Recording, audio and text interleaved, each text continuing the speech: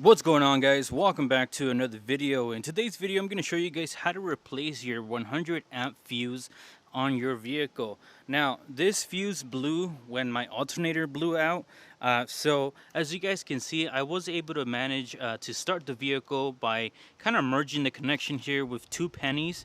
Now you guys can do this in the meantime, at least just to get home, but you guys should replace it, which is why I have this fuse right here in front of me. We're gonna go ahead and replace it. Fairly simple to do. First thing you want to make sure to do is disconnect your battery here.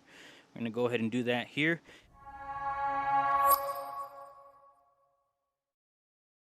So as you can tell, this fuse has some little teeth on it. It's actually bolted down, so you won't be able to pull it out no matter how hard you try.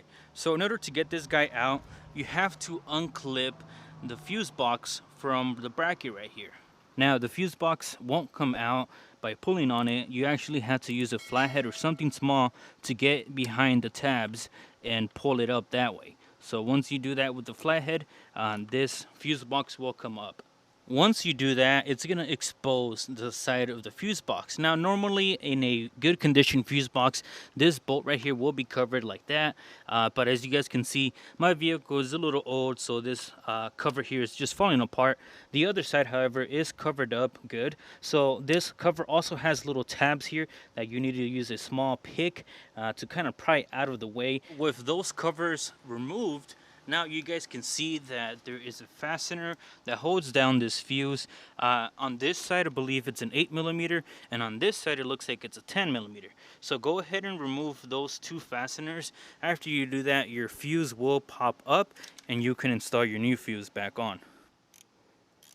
With those two fasteners removed, your fuse should be free.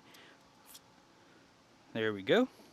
Now I'm gonna go ahead and install my replacement. If you guys are wondering where I got this from, I ended up buying it at AutoZone, and I went to the fuse section, and that's where I was able to find it. Now you want to make sure that it's a 100 amp fuse, which is what I have right here. This simply just goes into place just like that, and it slides in.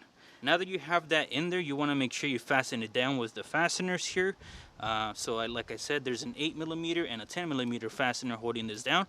Once you guys fasten down the fuse, you can go ahead and put the covers back on and slide your fuse box back into its place. So as you can see, I have my fuse box back into its original place.